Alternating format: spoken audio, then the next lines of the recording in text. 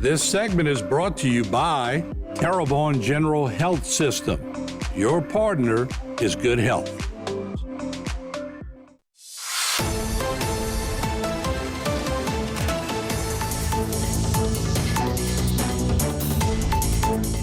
Hello again, everyone, and welcome to Bayou Time. I'm Martin Falls. We had a chance to talk with Congressman Steve Scalise today as he addressed three chambers here in the area, the Houma Terrebonne Chamber, the Lafourche Chamber, and the Thibodaux Chamber. We'll listen in to some of his talk, and after I spoke to the congressman about various things that affect us here in this area. So let's first of all go to that chamber banquet and listen in. You know, it's been such a whirlwind. If you think about January, President Trump comes in, we flipped the Senate, kept the House. Having the House, Senate, and White House, it's not often it happens.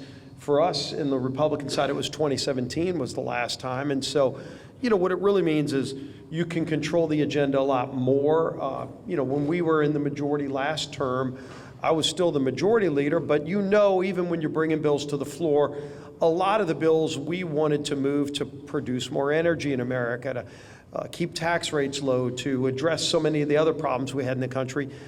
President Biden would issue veto threats almost the day you would start moving the bill, and you just knew even when you got it through the House, it wasn't going anywhere after that. And so, you had a lot of stalemates on big issues. We wanted to secure the border, which was out of control. Hard to imagine, just 6 months ago, really a year ago this time, when you would see thousands of people a day crossing our border illegally. Today, you are literally down to 0 illegal crossings on our border.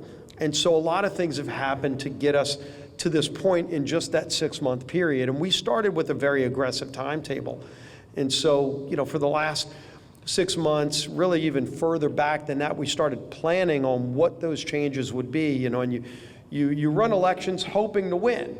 You don't just want to win yourself, but if our party's able to win, and if President Trump comes back, and I had met with him a number of times to talk about what that agenda would be, and it was a really good, bold agenda for people who wanted to address so many of the problems that we were seeing. And I had met with a lot of you over the last few years on so many of the problems we were having. Well, we finally had an opportunity to go do something about it.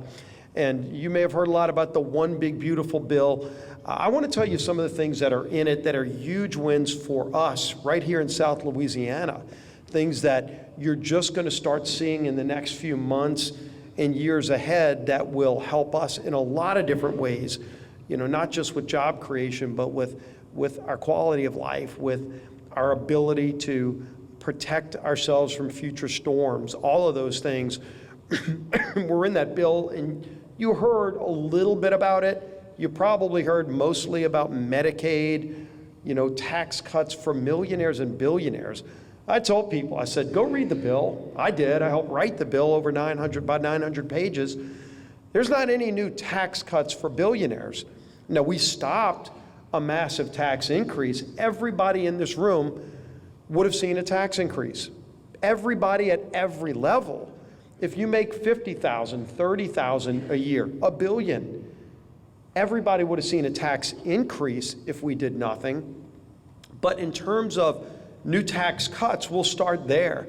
The only new tax cuts in the bill were for waiters and waitresses. No tax on tips. You heard the president talking about it a lot during the campaign. He delivered, and so did we. So if you are a tip worker, you won't pay taxes on tips.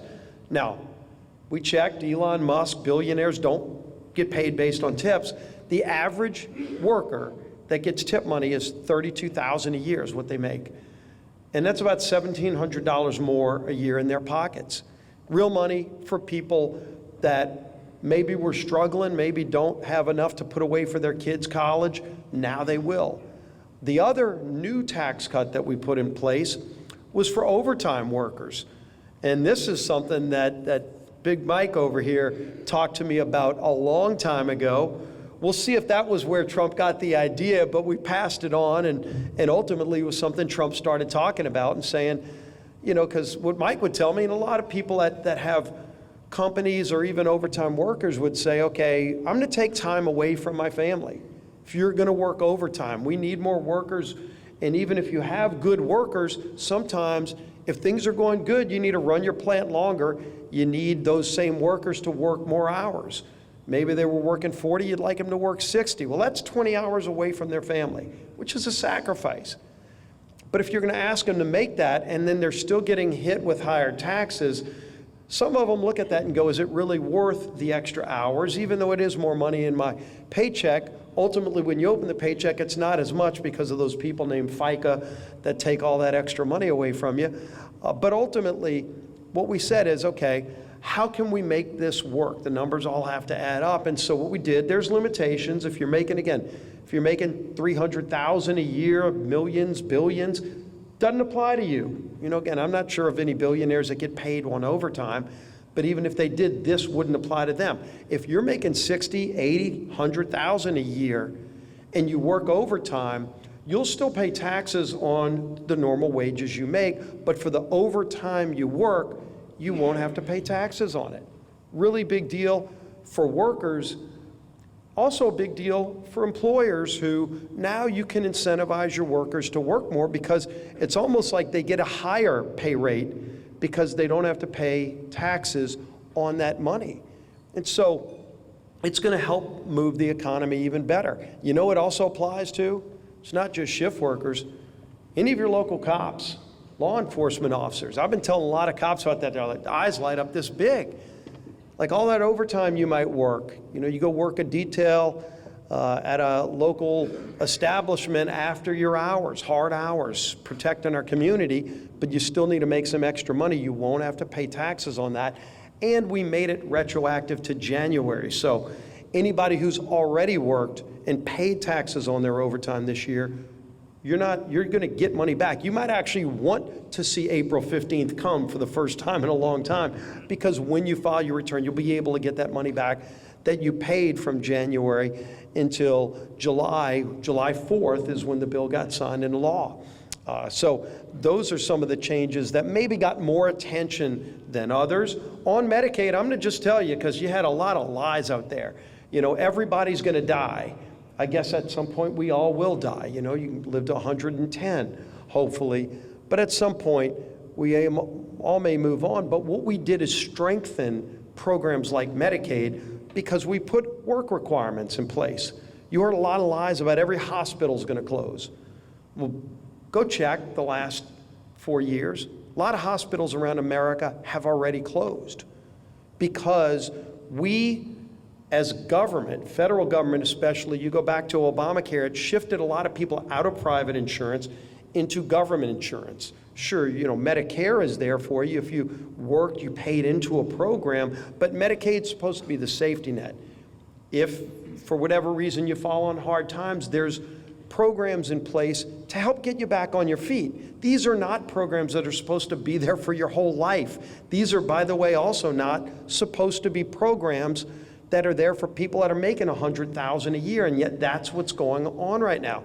You had people literally turning down work, fully able-bodied, not disabled people. We protected them, and the program like Medicaid will be strengthened for disabled people, the truly needy, because they're getting crowded out of healthcare right now by the people who had no business being on those programs.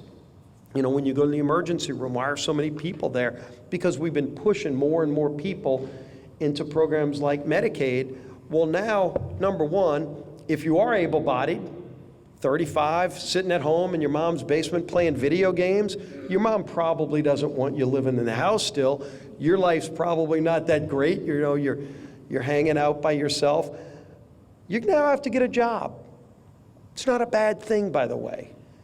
And when you get a job, maybe you're going to be able to go afford your own apartment or house.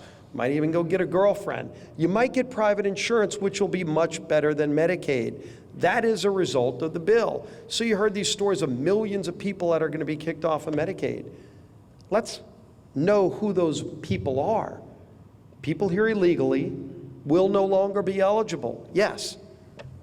Why should you be paying for them if they're here illegally, but the other people that will no longer be eligible are people that were turning down work who were able-bodied. And once you do that and make those reforms, then the truly needy, the disabled people, none of whom will be made ineligible, will be able to get better health care services. And we put in place a rural hospital fund to help hospitals to be more strengthened and ultimately get to where their patient mix is better, where they have more people getting paid by private insurance. Those were some of the big changes in the bill. All right, we'll take a short break. When we come back, more with Congressman Steve Scalise. This segment was brought to you by Terrebonne General Health System. Your partner is good health.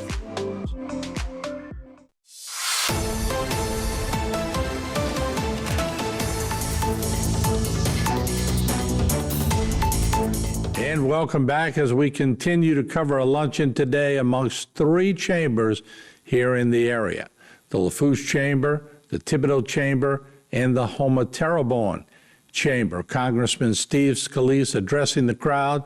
I will speak with him personally after, so stand by for that. But let's go back to the luncheon and listen to Congressman Steve Scalise. We set up for the first time ever a federal school choice program, federal voucher, where you can put into the program, get tax credits, and low-income people would be eligible for vouchers. Every state's going to have the opportunity starting in 2027 to participate in that. Never had happened before at the federal level. Some states have done it. Louisiana had a great, probably the best experiment in the nation with charter schools, but there is a lot of resistance to giving parents choice. And anybody who wants to stand in the way of a kid being able to get a better opportunity at school, shame on them. And so we put that in the bill. Something that got put in that is really important to us, we mandated lease sales for more energy production. Now, there's more energy production for the whole country. We saw for 4 years an assault on American energy. It absolutely affected us in the Gulf of America, but you can go all the way up to Anwar in Alaska, which we opened up in the One Big Beautiful Bill, where you can explore there again. You know, the Alaskan pipeline was starting to dry up because they were shutting off the ability to keep the oil flowing through the Alaskan pipeline. That changes. In the Gulf, we had 3 lease sales in the last 4 years. 3. In this bill, we mandate 30 new lease sales in the Gulf in the next 15 years, in law. A president down the road can't change that. So now we're going to have more investment coming into the Gulf, more jobs for us, and more American-made energy, which, by the way, when we started taking American production offline, it's not like our energy needs just dropped. We still need more energy. I mean, you look at this big Meta facility, the AI facility being built in central Louisiana, great jobs, multi-billions of dollars of private investment. And there's other facilities like that being built around the country. One of the reasons that the United States is still dominating in the technology industry is because they need a lot of energy. Actually takes energy to run these facilities. Europe wrecked their energy economy. It's why they're dependent on Russian oil. Do we really want our economy and our friends' economies around the world to be dependent on countries like Russia, like Iran, like Venezuela, when we can make it here better, less expensive, better for the economy, for the country, for the environment? If you're worried about carbon emissions, no lower carbon emissions to produce energy than the Gulf of America, and yet they were shutting it down. Why? I've never gotten a good explanation, except the fact that the nut jobs here that go after the fossil fuel industry don't go after it in other countries that do it without the kind of standards we have. And so you had other countries, mostly bad, hostile countries, that were producing energy that the world needs, including us. So we're going to be able to produce a whole lot more energy in the United States, which is good for us, it's good for our economy, it'll keep prices low, and it helps our friends around the world. And then a provision I was able to get in once we started this process is, it's been a frustration of a lot of us over the years. You know, when you think about coastal erosion, how do we restore the coast? The state's got a master plan. Well, everybody can have a master plan. It's useless unless you actually fund it with money. And so we've used a combination of things, but mostly the revenue that's generated by oil and gas production to fund a lot of those projects. And as the BP money's been running out, and I'm proud to have been the House sponsor of the Restore Act, we need to continue to find more sources of revenue to rebuild our coast. And so there was a cap in place that all the states, all 5 Gulf states, get to share based on a complex formula for any kind of production done in the Gulf. And we've hit that cap a number of times, meaning any monies that go over it go to the federal treasury, but we don't see any more of that money. Now onshore, you drill onshore, there's no cap at all. So it's been a big frustration. We've been fighting to change for a long time. So I finally put an amendment in the bill that we were able to get not only passed through the House, through the Senate, signed by President Trump to lift the cap on oil and gas. And just for Louisiana, that's going to mean at least an extra $500 million to restore our coast right here at home. And I know a lot of you have worked on that. But that money is going to go to good use, and I'm proud to have fought for it because I know where the money's going. I've walked a lot of those projects with a lot of you. And, you know, as y'all have shown the Corps of Engineers how to do things better, we still need the money to continue to preserve our way of life because we still keep losing land. And so we need to always be in this fight and always be on the front lines of restoring our coast. All right, don't go away. I was with cameraman Jason Serenier. I want to thank him for all the work out there. We'll take a break. When we come back, we'll have part 3 of that interesting talk by Congressman Steve Scalise. This segment was brought to you by Rouse's Markets. Feels like home.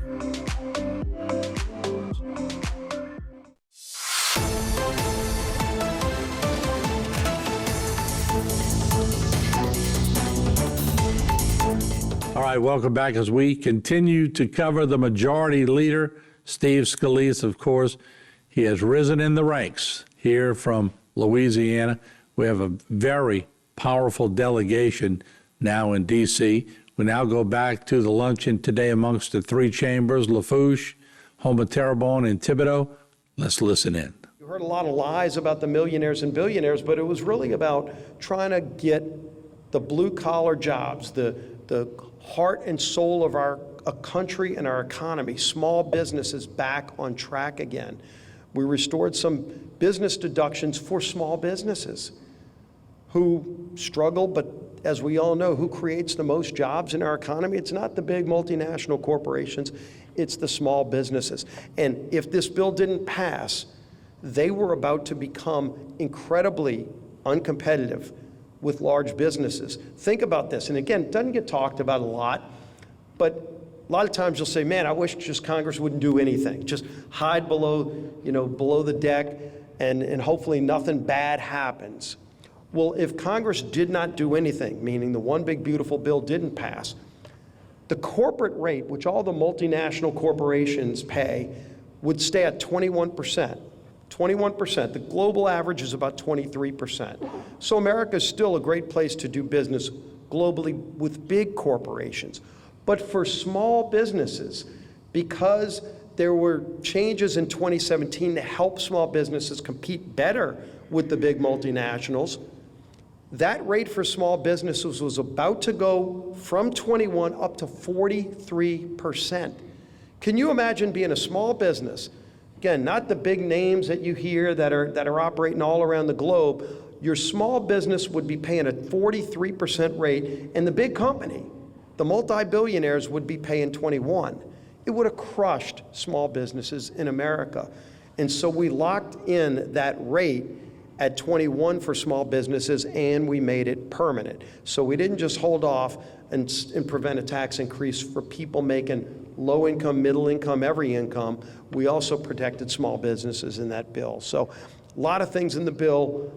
I would go line by line, and anybody that wants to knock any of those provisions, I would question what kind of country do you want this to be? If you want it to be Soviet, kind of style Marxist utopia where everybody in this room is guaranteed the same wage, and no matter how hard you work, you can't make more than that, and if you don't show up for work, you're still going to get the same amount of money. I don't want that to be the America that we live in, and there are some people that do. You can look at the mayor's race in New York right now, and that's the decision they're about to make.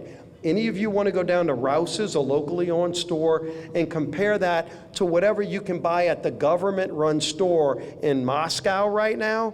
Good luck finding the things you want on the shelves when the government's running the grocery stores. And he probably won't even be able to get that done, but that's what he's running on in New York and will probably get elected on. And believe me, I serve with people in Congress who want that change in America. That's not what made this country the greatest country in the history of the world, the envy of every other nation. It's not why all the European leaders were with President Trump today in the White House, and why Putin flew to Alaska to meet with Trump. Because America is still the dominant country in the world.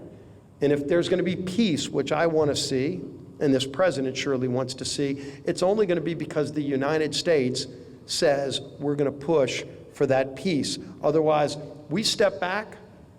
Some people want to do that. If we step back, you watch the chaos that would ensue, because there are still bad people out there.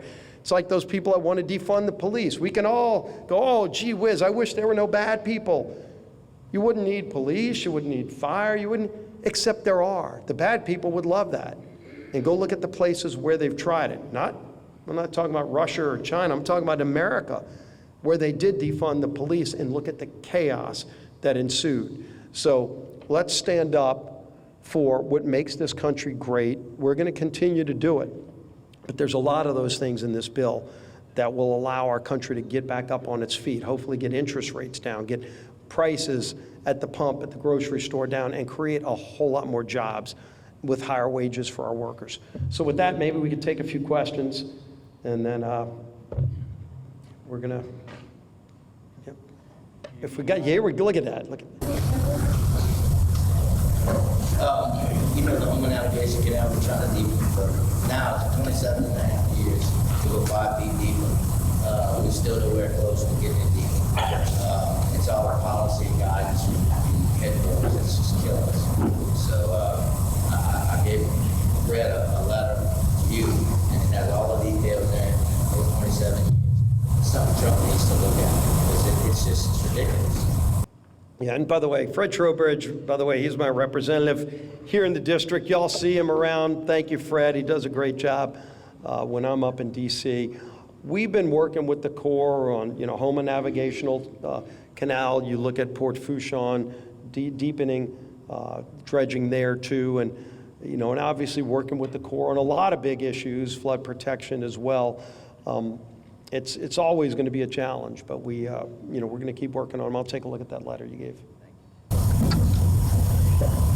Well, I'm not going to let David outshine. Please don't. It's become a competition real soon. So we're in the infancy of filing for FERC for our new LNG facility and supporting that. And it's going to be over a $10 billion project. And we're hoping we can get a letter of support from you in the office if we can see to do that for us. Well, get us the details. If you look right when President Trump came in his first week in office, we were able to get a breakthrough. There was it was funny, President Biden said, there's no ban on LNG export permits, except nobody could get any. So I'm not sure what you call that. The auto pen machine might have broken for about 2 years on those kind of permits, but they weren't issuing any new ones.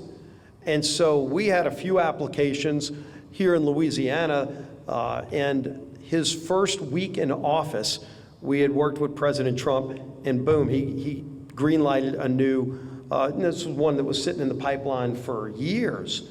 Everything was fine, there were no issues, all the state permitting had already been done, and the only thing missing was that final FERC permit, and we got it approved, and you're talking about $20 billion there in a new project being done.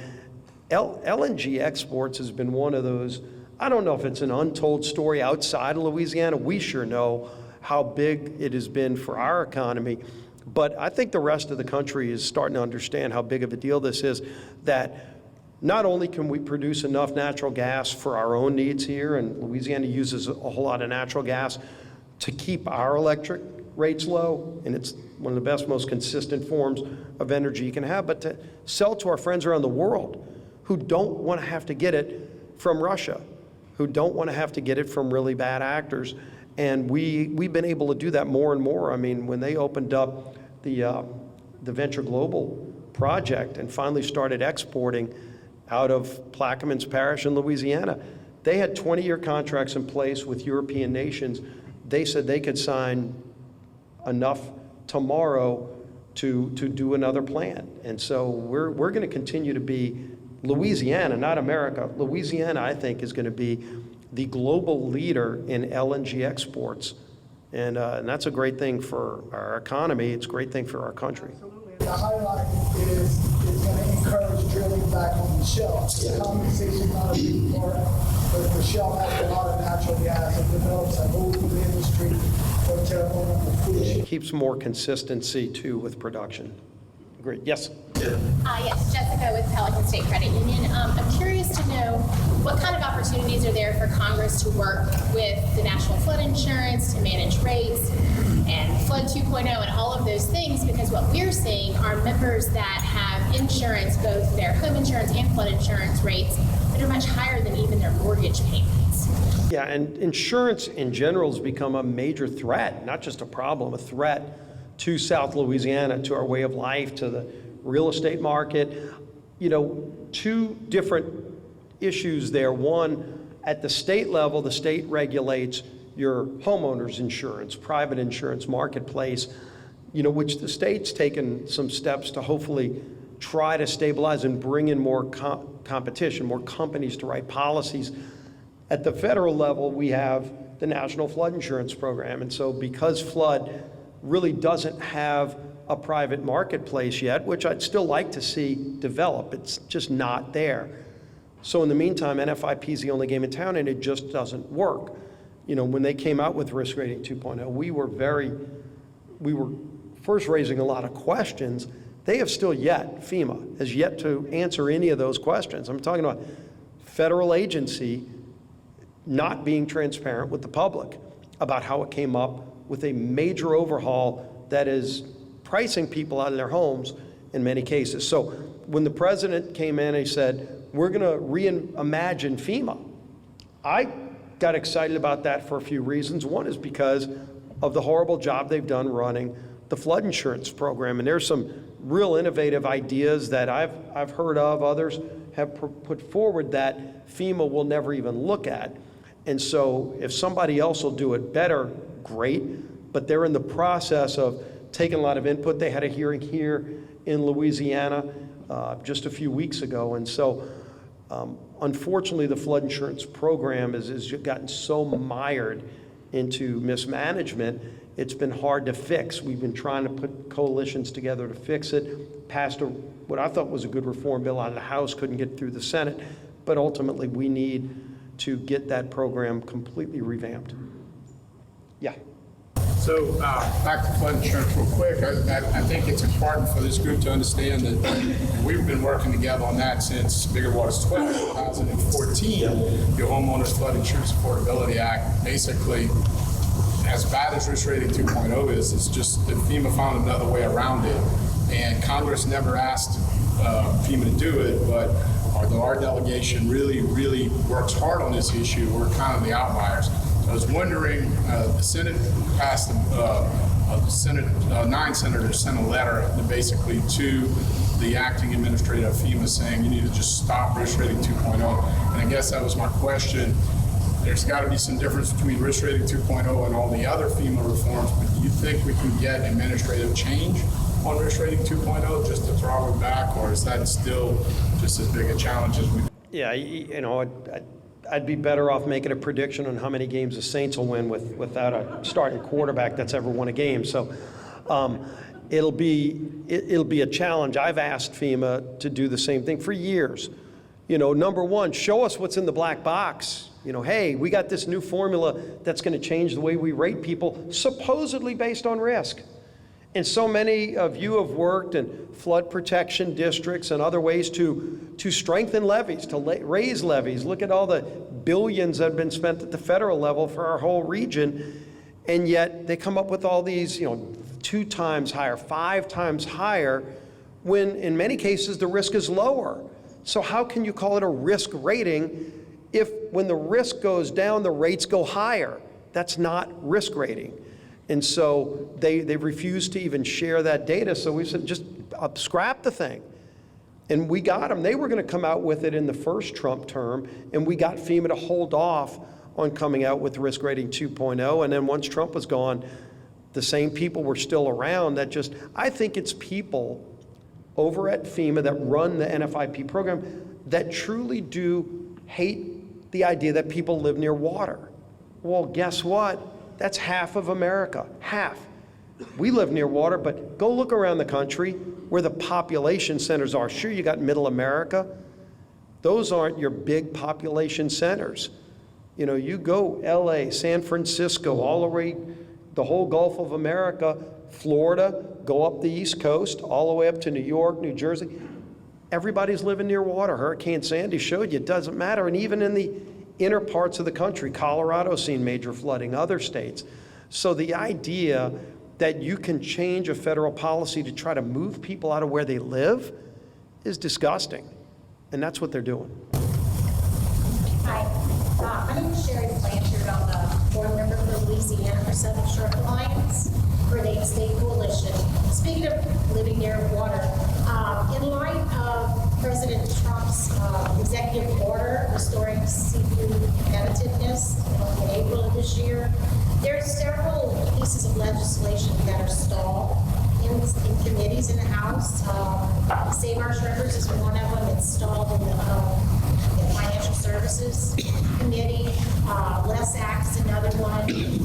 And then there's another one too. I can't think of the name of it right now. But I'm just asking, since we do have such a major majority from our state, and since seafood has always provided viable occupations in our state, is there anything that you can do to help get that out of those committees and actually out onto the House floor for some legislative? Get Fred a list of all the bills you're talking about, and I'll go and see who the author is and see if they're doing anything to try to move their bill.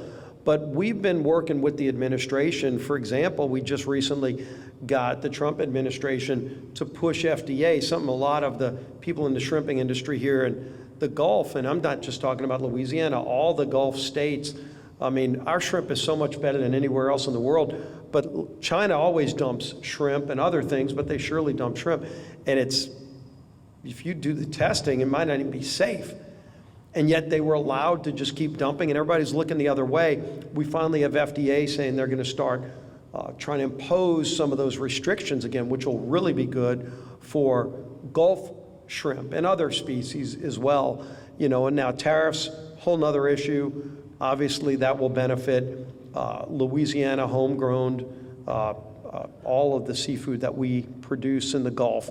We've got an abundant resource. We've been able to keep the management of it under control. You've got to watch in the Gulf because you're in international waters. Once you get halfway to Mexico, some of the fishing that's done near the line, and the Coast Guard works on that. But as far as limiting foreign seafood that's coming in that, number one, shouldn't be coming in because it's not safe, that was just being ignored for years. That's finally starting to change. Obviously, some other things are being done too, but I'll take a look at those bills if you get it to Fred. All right, looks like it's time. Thank you all again. Thank y'all for having me. Thank you for what you do to keep our country humming. It's proud. I'm proud of the things that y'all make, the things y'all produce, and the engineering y'all have shown the Corps how to build better levees in many cases, because y'all have done it differently and better than the old way of doing things. But always good to be down here.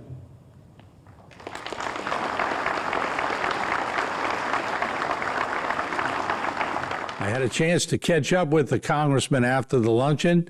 Here's our chat. First of all, welcome back. Martin, it's great to be back. Great to see you, but really good talking in the chambers here. And about, things that are happening in Washington, how we're working to get our economy and our country back on track. You were talking about a lot of things in your talk, and I guess if we could narrow it down to a couple of local topics and then maybe a couple of national topics. You were talking about seafood. That really hit me because the seafood industry has been suffering from the imports that are coming in, but y'all have some new things that are shaking, and what's the chances of maybe some of that hitting ground? Yeah, the biggest rub for so many years has been China dumping a lot, especially shrimp and other seafood, but especially shrimp that maybe isn't up to the standards that we have here in the United States. And for too long, the FDA wasn't doing the proper inspections. We've been working with the Trump administration to ramp that up and get them to protect our seafood by making sure everybody that wants to sell in America has to adhere to the same standards. Look, Gulf shrimp is the best you can get in the world, but if something coming in from another country isn't even safe for people to eat, they should stop it from coming in. I saw Gordy Dove, the CPRA chairman, in the audience, and Parish President Jason Badger and others. You were talking about the oil industry and the monies that you were able to get to from Go Mesa. I know you were instrumental in it. The delegation brought home those monies, but you were really the driving force in that. Yeah, well, thanks. The One Big Beautiful Bill, when that started moving through, I knew we had a real chance to finally address something that's bothered us a lot in South Louisiana, and that is the cap on revenue sharing. It's been very lucrative to the state that we've been able to get some of the revenues that come from drilling in the Gulf of America, but it's been capped since the inception of revenue sharing, and so we've been fighting to lift it, and so I was able to get language included in committee when the bill started moving to increase that cap. It was able to make it all the way through the process, House, Senate, got signed by President Trump in the bill, and so now for Louisiana alone, that's going to mean probably over $500 million more to restore our coast. So significant big win that's in that big beautiful bill. So Dwayne was asking you about the insurance around here. It's so detrimental to a lot of people in the area. Y'all have really been fighting that good fight trying to get those insurance rates down. How do we stand now? Yeah, FEMA's been very frustrating to deal with. They're a large federal agency, but when they change to what's called Risk Rating 2.0, they've still yet to explain how they came up with that new methodology on how they charge people for flood insurance. And we've got a lot of communities here in South Louisiana that have built better flood protection since Katrina, since Rita, and yet it's not factored in, and they're getting double or triple the premiums when they have better flood protection. It makes no sense. FEMA still won't explain it, so we're battling with them heavy over that. They need to scrap Risk Rating 2.0. We'd be great if we had a private marketplace for flood insurance, but we don't. So they need to make the National Flood Insurance Program actually work for families who are now really getting pounded by those rate increases. Let's talk about the Russia collusion. It's all over the place. It's such a national story, but it has such local interest. How much distraction is that dealing with that when you're trying to get insurance factions lower and everything? I know you want accountability, but it does take a lot of resources and energy to do that, and it looks like they have some very serious charges that may be on the horizon. Yeah, there are very serious charges that have come out of what's been exposed. I mean, we've seen now there was corruption at the highest levels in the FBI. President Obama signed off on a fake document to try to hurt Donald Trump's 2016 presidency. That's how far this goes back. The documents are just coming out. And so, we have to walk and chew gum at the same time. So while we're working on all these other issues, we have a committee called the Oversight Committee that just spends their time looking at these kind of things to get transparency, to hold people accountable. And boy, do some people need to be held accountable over there. Frankly, I think some people ought to go to jail because they tried to use their government positions to lie and tamper with the outcome of a presidential election in 2016. Speaking of accountability, Mayor Cantrell, that's tough news. New Orleans has been all over the news for jailbreaks and different things, but yet another one. Yeah, it's real sad to see how the city is just going into such disrepair. For years we've had a mayor that just doesn't seem to care about the city. And it's hurt us in so many ways, but obviously now these are serious charges, and the mayor's going to have to face them. She's yet to really give an explanation to the people. Supposedly, she may have lied to the grand jury about some of the evidence that they have, and ultimately, that's going to be something that gets taken up in the courts. But it's not good for the state of Louisiana when you see the mayor of the city of New Orleans get indicted, first time it had ever happened, on some very serious charges. It's just one more reason why we need good leaders all around. I know they've got a mayor's race going on right now, puts even more pressure on the voters in New Orleans to get it right this time. Can we end on a good note? How about the LSU Tigers and the Saints? Your thoughts? I'm real excited about LSU this year. Saints are in a rebuilding phase, as we know. I mean, brand new quarterback, whoever the quarterback's going to be, somebody that's never won an NFL game before. So, we know what's going on there, and we hopefully see better production over time. LSU, I'm really excited about. I mean, Garrett Nussmeier's coming back. We just look at the last two LSU quarterbacks that went from their junior year to senior year. A guy named Joe Burrow, a guy named Jaden Daniels. Worked out pretty good, but they put the time in. They worked their tails off to get better in their senior year, and it yielded Heisman trophies for both of them.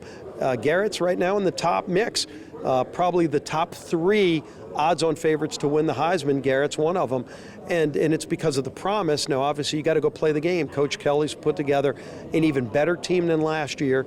I'm a big fan of Coach Kelly's. I'm a really big fan of Garrett Nussmeier and the rest of the team. I'm excited. Go Tigers. All right, there you have it. Thank you for joining us with cameraman Jason Serenier. I'm Martin Falls, signing off till we see you again. This segment was brought to you by Buick. Exceptional by design.